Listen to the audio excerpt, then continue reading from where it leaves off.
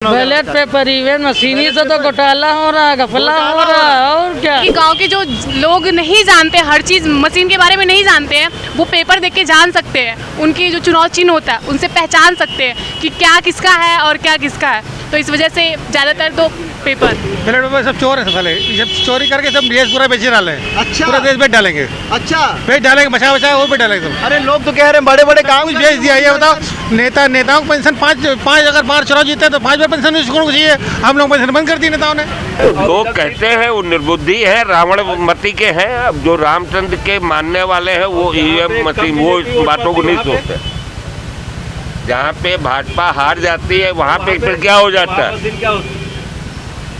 तो EVM machine ही best है, क्योंकि इतनी क्वांटिटी में अगर बैलेट पेपर से तो 1 सप्ताह काउंटिंग में लगेगा। मोदी साहब के अलावा किसने सोचा मंदिर के लिए? इतनी सरकारें आई, सिर्फ मोदी साहब और योगी साहब ही है, ठीक है।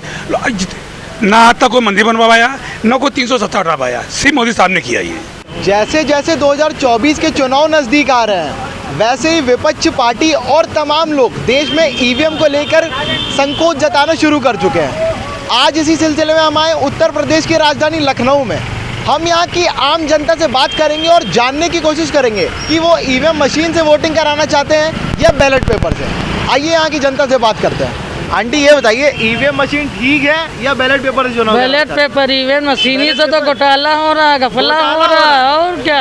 अच्छा, अब हम सब न्यूज में देख रहे हैं। अब लेकिन इतने बदल गई इतने टाइम से तो, लेकिन ईवीएम वो इसीलिए तो जीतते आ रहे थे। अब जमाना बदल गया, सब लोग बदल गए हैं, अब पेपर से होना चाहिए। अच्छा, मतलब कि कहीं लग रहा है कहीं ना कहीं घोटाला होता था। डबल पर्ची होती है, वो फिर वही पलट गया। यदि सब हम टीवी पे देख रहे हैं। वे मशीन से चुनाव कराना चाहती है बैलेट पेपर से? बैलेट पेपर से। क्या वजह क्या है? वजह ये है कि उसमें हम मतलब कोई भी जो कहते हैं चीट करना नहीं हो सकता। हम जो करेंगे वो सही होगा। हम यहाँ तक कि गांव के जो लोग नहीं जानते, हर चीज़ मशीन के बारे में नहीं जानते हैं, वो पेपर देख के जान सकते हैं। उनकी जो चुनाव चिन्ह होता है उनसे पहचान सकते हैं कि क्या किसका है और क्या किसका है।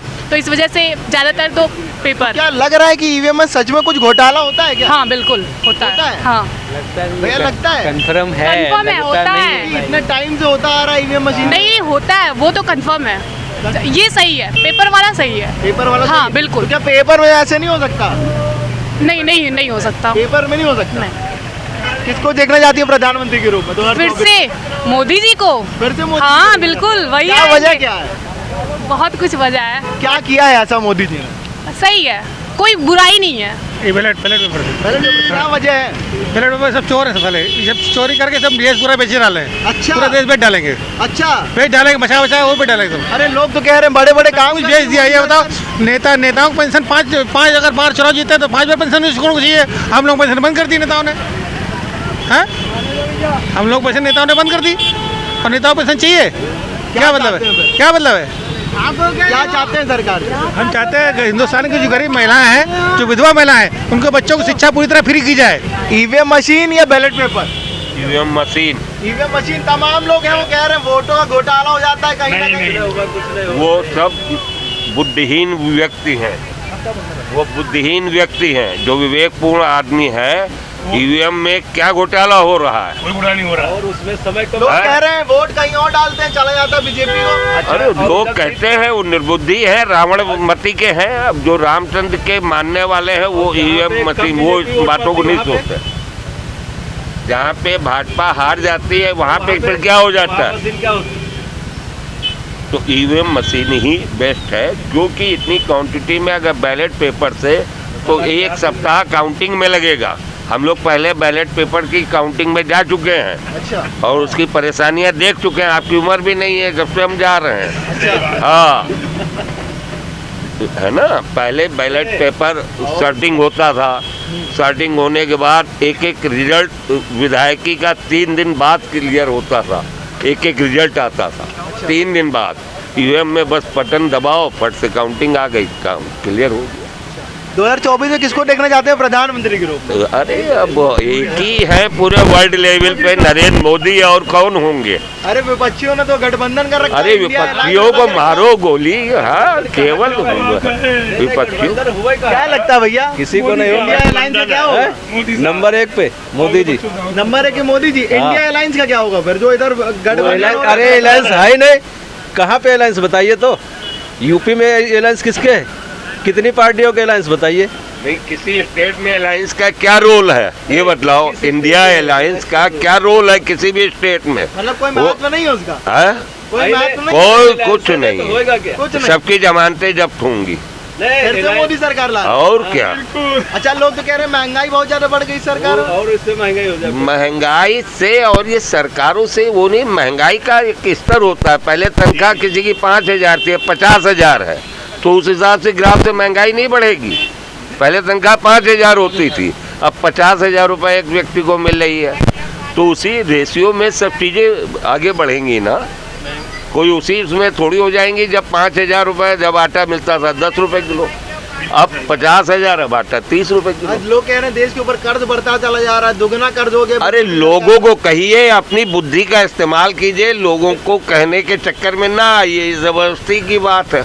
तो मतलब कि कर्ज नहीं बढ़ रहा है देश के ऊपर, कर्ज किसके तो हो गया, ऊपर? दुगना हो गया। किसके ऊपर? कर्ज कहाँ बढ़ रहा है? आप लोग जबरदस्ती की बात करते हैं, कर्ज कहीं बढ़ ही नहीं रहा है। देश के अंदर कितनी अर्निंग हो गई है मोदी के बाद, ये इसका किसी को आकलन किया है क्या?